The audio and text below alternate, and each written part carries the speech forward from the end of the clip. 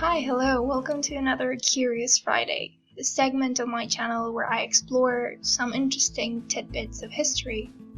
So if that sounds like something you'd like, give this video a watch, like, subscribe, you know the drill.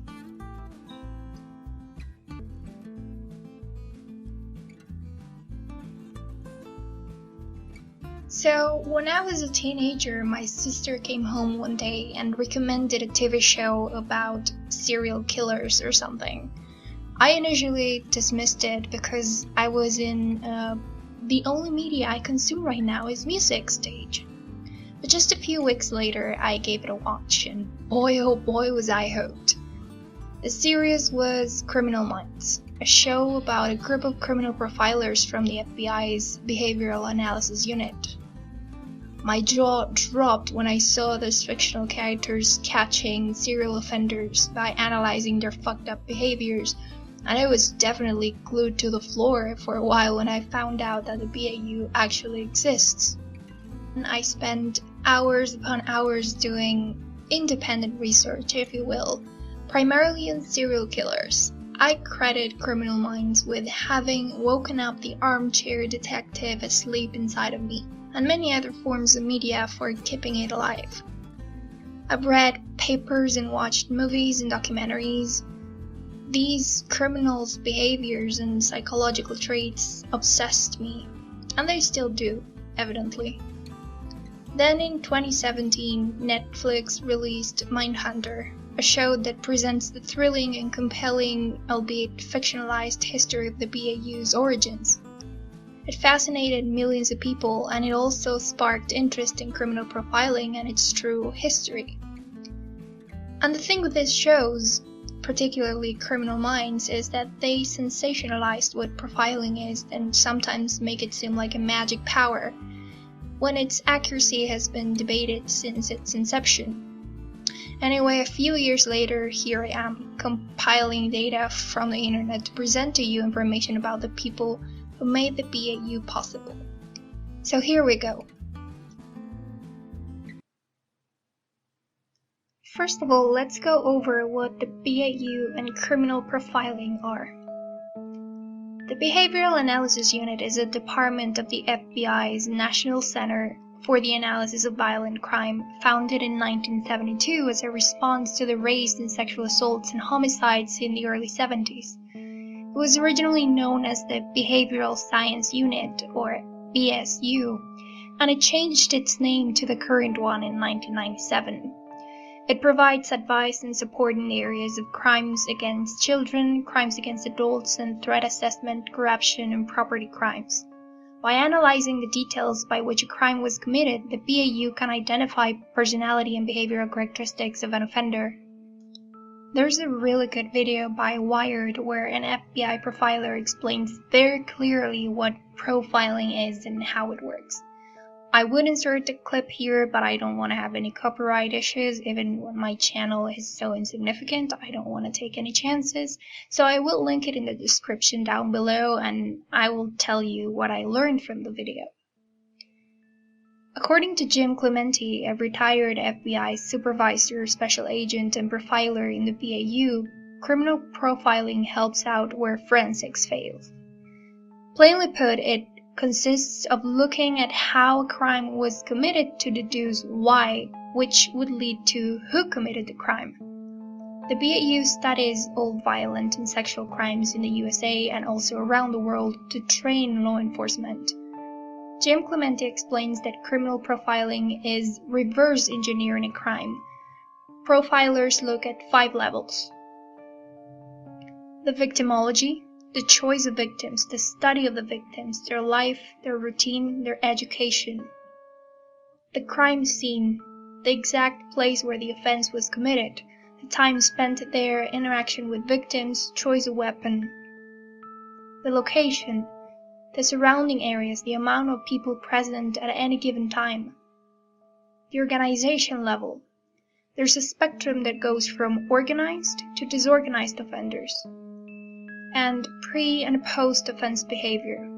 If offenders are organized, they probably did something like surveillance of the victim and area, Some offenders display changes in behavior after an attack. They act anxious, they leave the area and return after everything calms down. All those 5 levels, victimology, crime scene, location, organization, and pre- and post-offense behavior, tell profilers about the type of person who committed a crime. They leak information that is not directly observable, but that needs to be obtained by process of inference.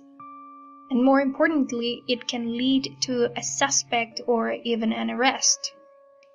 But who figured all of this out?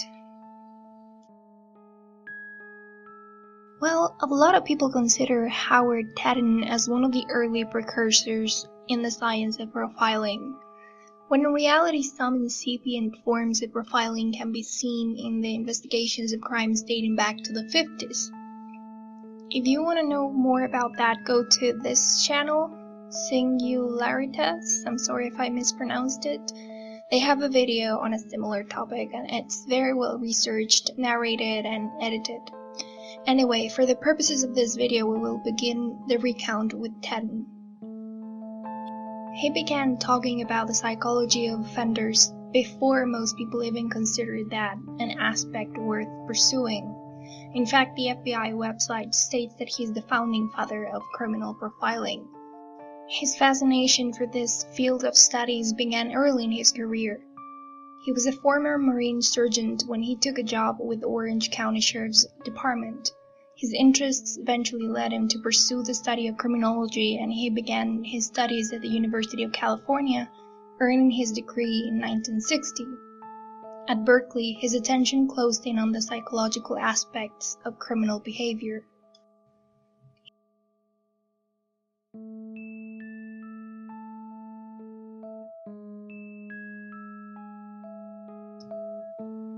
He entered the FBI as a new agent in 1962, and in 1965 he was transferred to Memphis, where he ran the Office Police Training Program. In 1969, he took a job as an instructor in Washington, D.C. Howard Teden worked alongside Patrick Moloney. Moloney was a special agent and instructor at the FBI with an advanced degree in psychology. In 1972, the two men founded the Behavioral Science Unit. Howard Teden and Patrick Moloney paved the way for a number of professionals who would work interviewing serial offenders, compiling information, and formulating theories that would later prove to be vital in understanding the criminal mind. There are a number of key people here, but I selected the ones that will probably resonate with you the most. Their names: Robert Ressler, Roy Hazelwood, John Douglas, and Ann Burgess.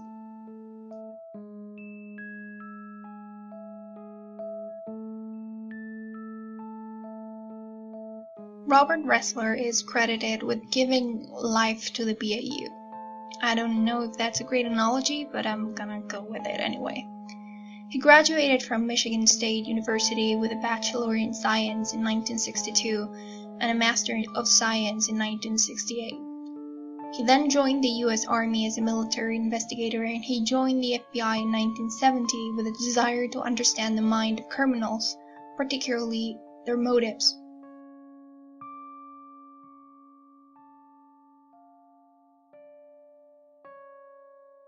By 1974, Ressler had been assigned to the Behavioral Science Unit at Quantico, where he could begin developing the psychological portraits of criminals. And by 1978, Ressler was working with a team within the BSU. Ressler set out on a mission to collect as much information about the twisted minds of criminals as possible. Together with John Douglas, he spent hours traveling across America interviewing the worst serial killers known at the time. And if this sounds familiar, it is because the characters from Mindhunter, Bill Tench and Holden Ford are based on Kessler and Douglas respectively, and Wendy Carr is based on Ann Burgess, but we'll talk about them in a little bit. Ressler and Douglas interviewed 36 criminals. They basically went to prisons, sat down across the table from a serial killer, and had a nice conversation about how they grew up, their interests, their motivations, their crimes, why they committed them, how, and the data they collected formed the basis of their theories of organized and disorganized killers and their personality types and traits.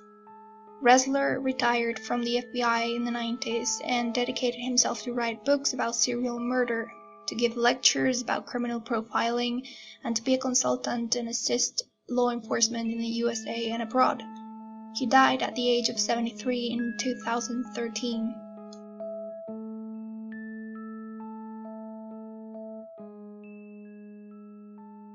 John Douglas is another key name in this story. He joined the FBI in 1970, and he served as a sniper on the local SWAT team and as a hostage negotiator. He joined Ressler at the Behavioral Science Unit in 1977. He gained notoriety with his involvement in the Atlanta child murders of 1979 and 1989 by providing a profile of the unidentified killer and stating that he was a young black man. Sometime later, Wayne Williams, an African-American man, was arrested in relation to the case, albeit only charged with the murder of 2 adults. Douglas is credited with coining the term serial killer to refer to individuals who kill more than 3 people during their criminal career, and signature to talk about a unique and integral part of the offender's behavior. And as I said before, the pair interviewed some of the most infamous criminals in American history, like David Berkowitz, Ted Bundy, John Wayne Gacy, Charles Manson, Edmund Kemper, and Gary Ridgway, among many others. Douglas would observe crime scenes and try to describe perpetrators' habits and predict their behavior. The information obtained from those observations and interviews was systematized and published in the books Sexual Homicide, Patterns and Motives, and Crime Classification Manual.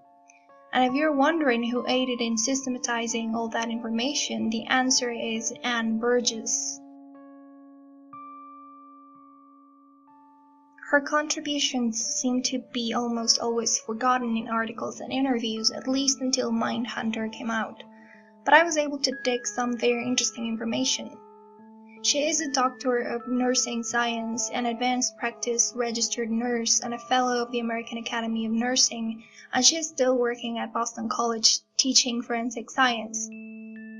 She got involved with the Behavioral Science Unit because of research she and a sociologist, Linda Holmström, had conducted on rape trauma syndrome in Boston. She also founded the first rape crisis counseling program at Boston City Hospital, now Boston University Medical Center. Besides that, her work with Boston College nursing colleague Carol Hartman led to the study of very young victims and the impact of trauma on their growth and development, their families and communities. And because of the women's movement at the time, there existed social pressure to get law enforcement trained in the matter, and so Anne was invited to talk about her publications. It was during those talks with the agents that the work became focused on serial sexual murderers. She defines her role within the FBI as strictly an academic one. Anne would capture what the agents brought from the field and put it in academic terms. She was unique in bringing her knowledge in terms of health and all of the areas of health to bear on legal issues. And last but not least, we have Roy Hazelwood, who joined the FBI in 1971. And the BSU in 1978, where he spent 16 years. He took it upon himself to conduct studies on serial rapists. In his book, The Evil That Men Do, he noted that there had been hundreds of rape studies done, but no one had ever looked at serial rapists. So he interviewed 41 men from 12 states who had been convicted of rape and conducted research that did not give him conclusive answers as to those criminals' motivations, but it did provide him with a body of knowledge that allowed him to co-found the Violent Criminal Apprehension Program with Ressler and Douglas. And those are the pioneers that made the BAU what it is today. They dared to question what others hadn't and put themselves in situations that others wouldn't, to have a small glimpse into the criminal mind. I should acknowledge that profiling has its detractors and probably not enough scientific backup, but we're still fascinated by it, because there's nothing humans like more than solving puzzles, and it seems like the human psyche is one of the hardest ones to figure out.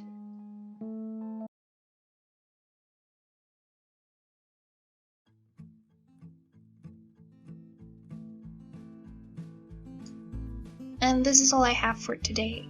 I hope you found the video interesting. If you did, help me out a little, give it a like, subscribe to my channel, and follow me on Twitter at Avant-Garde Rando. And see you next week. Have a great weekend.